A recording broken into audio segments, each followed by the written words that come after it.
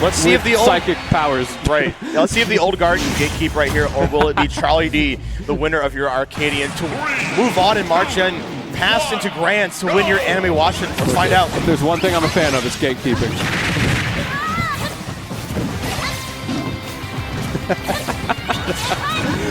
All right, so early, we're going to see a lot of, it's going to be the same thing that we always see in these matches, right? It's going to be a lot of initial swings, not a lot happening until someone gets to the corner, like a pivotal moment like that. And Konga, in this case, had to figure out, am I going to die or am I going to get center stage? Because there's no in between. Yeah, I feel like, I think DK in general can like handle a good chunk of what Ness kind of throws out to. Like so many matches. Oh, he's too floaty. Yeah, almost a pivotal moment right there. Gonna have to take some damage, but might throw him out of like the platform ding dong percent now, right? Yeah. This is a very explosive matchup, I feel like. You're boxing, and then suddenly it's those crucial moments. It's all active, right? Like, and both of these players can just honestly body each other and exploit their weaknesses, as we're about to see potentially right here. Yep. There you go. So hard to deal with, and we even get the front wall splat for our trouble. You ever think about how that implies that we're looking at this game through a glass panel? Is that enough? No. No, that is going to be enough too. I'm curious, like, would eventually down throw to the trick? Can he like DI mix up in some chance? We'll find out. It's also such a tricky calculus for Konga because he has to think about, okay, what percentage is my opponent at? How far off can I go? How good do I think their mash is? Right. And how good is their DI? And Charlie has been shown to have great DI. Of course, can't do much about that. That's just, it's your time, right? Yeah, sometimes it's the end of days for you. Thankfully, this man, unlike a cat, he's got 3 lives, you know, not quite there, but he's getting there. But he's making them count. Yeah, it seemed a little kind of hard for Konga to land, able to find the platform there, spacing these back airs. And finds the PK fire, and what an incredible mash on DI to get out of it, mitigating all that damage. Absolutely, and look at the movement, the movement from Charlie D. That's one of the things I love about Ness at high level. He's using all of those attacks to not just box, but to maneuver himself around in neutral, catch his opponent off guard. Speaking of catching off guard, Konga not ready for that. There we go. Or that. DD on the up smash on the ledge. Yeah, neutral get up is just unfortunately not the best for DK, but you gotta rotate your options eventually, and Charlie D made a great call. Yeah, if he can get the get-up attack there, that will save him a lot of trouble. The up throw. But that's all it takes. Let's go. Okay, Konga got the tried and true on deck. We also got the giant punch. You see he's steaming right there. Yes, he is. Squidward is in the building, and he is ready to go. Charlie D, it seems like he's ahead so much of the time, but then Konga just needs his one. He needs his one time. All needs one. This might be the one. Let's see how he's able to convert.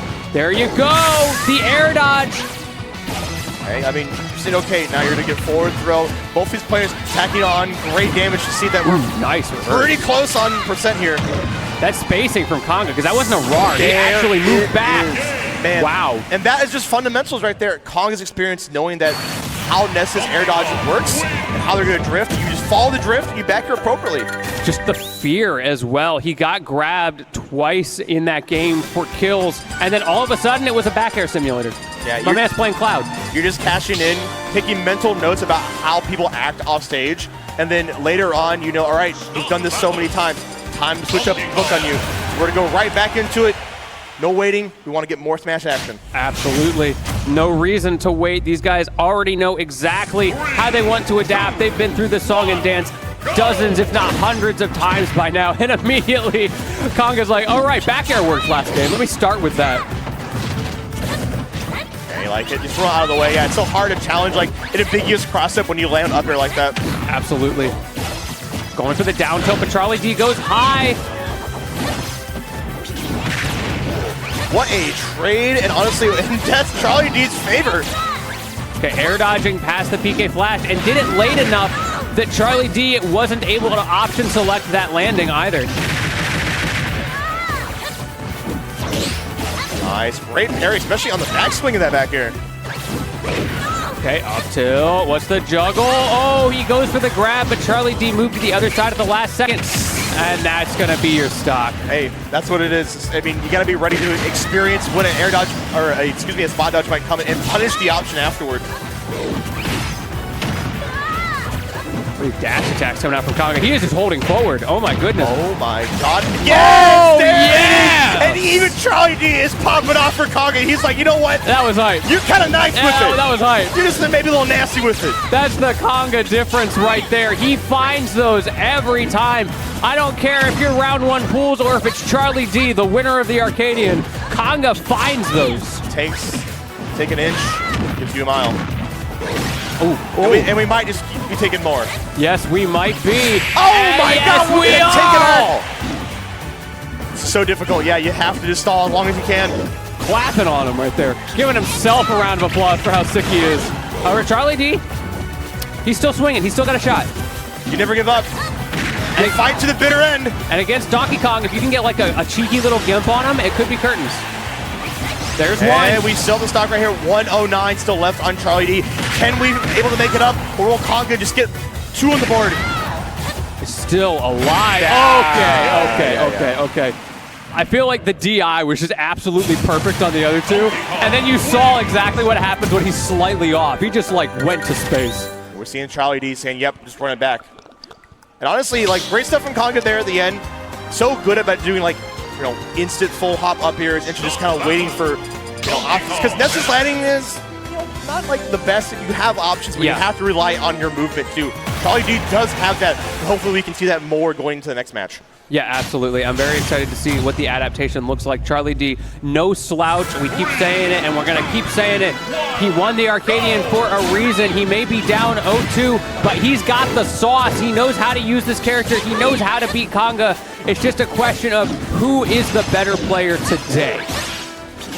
Great extension. I mean, something's awoken in Charlie D. Maybe this is his peak. He's got the gear 5th on him. Yeah, I don't know. He might need a 6th gear right now. Modern cars, this guy might be a little bit behind the time. There's more gears than that, my guy. Oh my god, there we go. 103.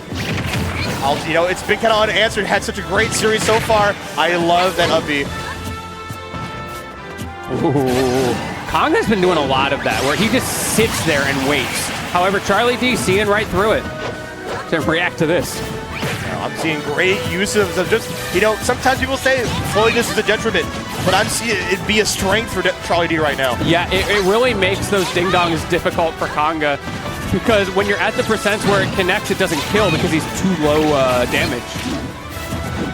Hey, just backing off, trying to wait for an answer.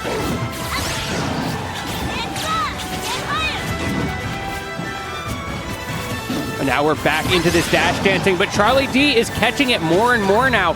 Konga has maybe got to mix up that movement just a little bit. Yeah, we're kind of waiting. We saw earlier that the giant punch gets slightly charged every once, so hopefully baiting a potential situation for Charlie D. Okay, up tilt to get it started. Gets the read on the air dodge. Unfortunately, though, the nair does send him backwards. Is this going to be it? Yes, it will. It is. Absolutely perfect percent for Konga to get the platform ding-dong. And, of course, we're back in that same scenario, right? We have the giant punch. And we already seen what happens when you give Konga an inch. But I feel like Konga just cornered himself so readily there, and that has been a continuous challenge for him throughout this bracket. Yes, Charlie D was invincible in that situation, but he's gotten himself into this exact position yet again.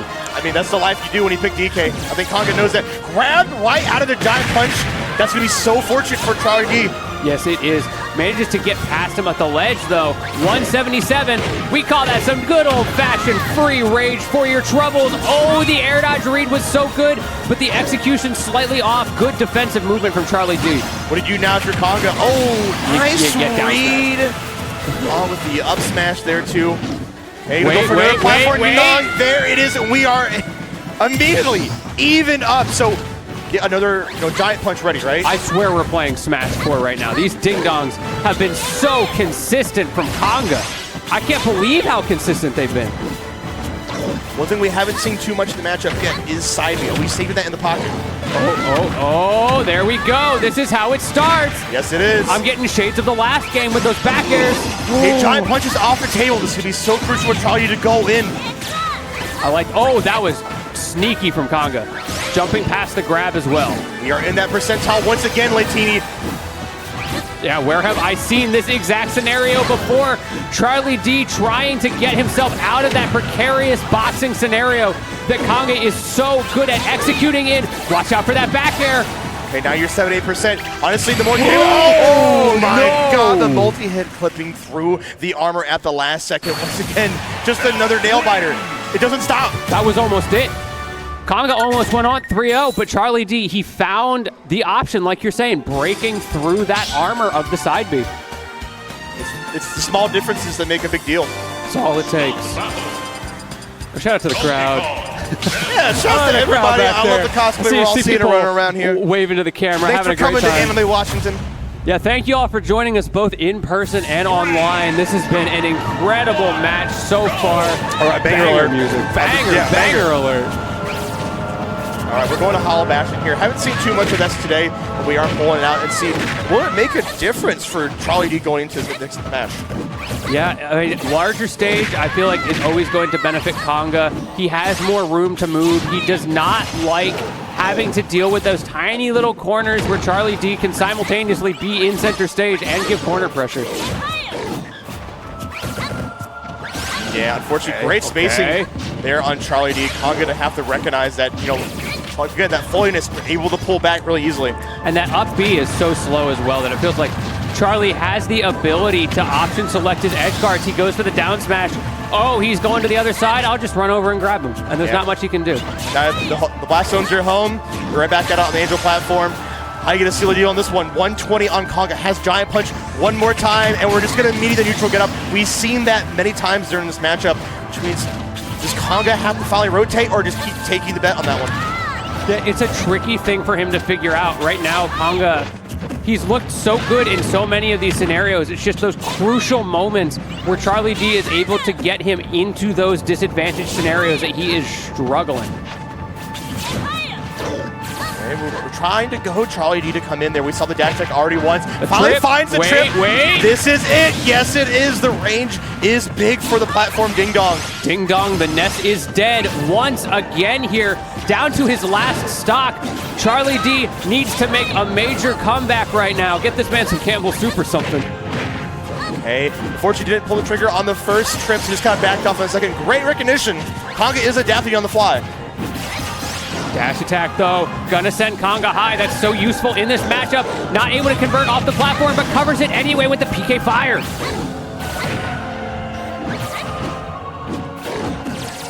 Oh my goodness, the back throw. Yeah, but this is what we were talking about, those option selects. No punish either. I'm loving. I think he's scared. That's not quite gonna be it. Oh, that what a critical back air. I don't think, yeah, Charlie D was just definitely not ready for that. Yep, gonna snipe with the up air. We've seen so many times Konga try to go to the middle platform. It is safe, but for how long, right? Yeah, great catch there from Charlie D. He's caught Konga quite a few times on those high recoveries, trying to reset with these down tilts. Konga has a very, very clear win condition, does not get that grab. Synced up perfectly with the music in that crucial moment there. Even the game knows how tense this is. If I'm Charlie D, yeah, you want to stay on this platform and take damage on purpose if you can, right? Every little hit will get you out of the percentile, but you got to make sure you're not being sent off the stage as well. Yeah, it's a tricky balance because Konga, if he can get this kill here, he wins, but if he spends too long fishing for it and takes too much damage of his own, it makes you start to wonder what could have been if he had just fought back normally. Well, once again, another ambiguous cross-up. It's really caught Konga off guard. He knows his percent window. He is trying so hard to execute. We did see an up air coming out there, maybe starting to abandon that game plan. Nope, the grab once again, but there's the back air. This is going to be so pivotal. This might be the last ledge interaction. The weight. Oh, does not go off, but he gets the two frame there and the double jump back air. Konga going to be taking it 3-1 over Charlie.